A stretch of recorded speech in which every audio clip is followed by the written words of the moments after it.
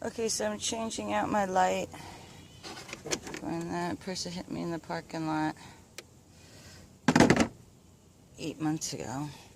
So yeah, I got this one.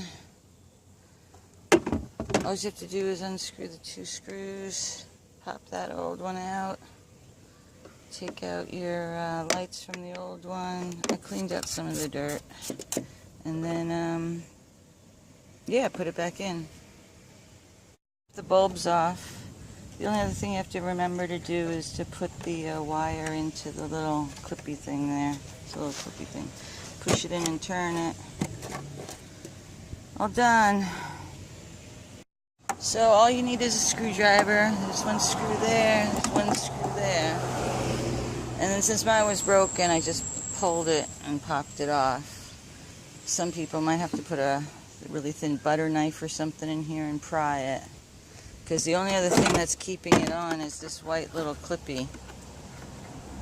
So you got 2 screws on that side, and you got this white little clippy that kind of pops in there.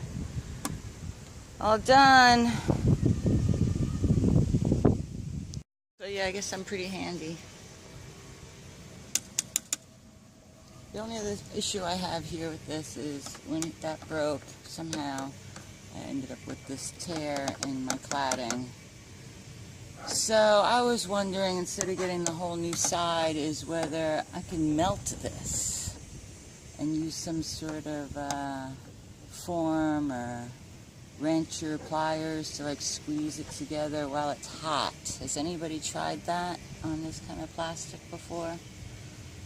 And then if you have, maybe I will, because I'm pretty handy. So that's my story.